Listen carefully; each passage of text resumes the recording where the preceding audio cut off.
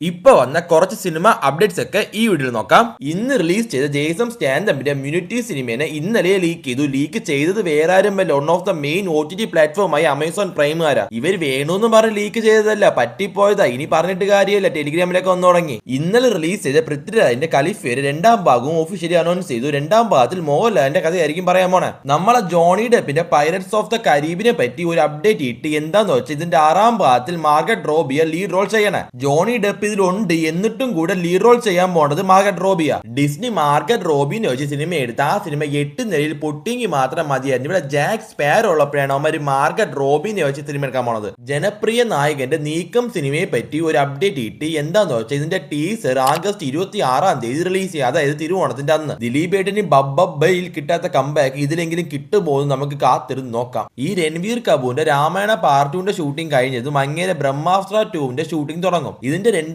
ഭാഗത്തിൽ ദീപിക പടുക്കുനെയും കൊണ്ടുവരാൻ വേണ്ടി സംസാരങ്ങൾ നടക്കുക. ആ സംസാരങ്ങളിൽ ദീപിക പടുക്കൂൻ സാറ്റിസ്ഫൈ ആയ രണ്ടാം ഭാഗത്തിൽ ദീപിക പടുക്കൂനും കാണാം. അനന്യ ടൈലർ ആക്ട് ചെയ്ത ലക്കി എന്ന സീരീസിന്റെ 8 എപ്പിസോഡ് ഇപ്പൊ സ്ട്രീം ആയിട്ടുണ്ട്. വേണമെങ്കിൽ പോയി കാണൂ, ആപ്പിൾ TV പ്ലസിലുണ്ട്. ഇതേപോലത്തെ വർണ്ണ സിനിമ അപ്ഡേറ്റ്സ് എല്ലാം അറിയാൻ വേണ്ടി ഈ ചാനൽ സബ്സ്ക്രൈബ് ചെയ്ത് എന്റെ യൂണിവേഴ്സിലേക്ക് ജോയിൻ ആയിക്കോ.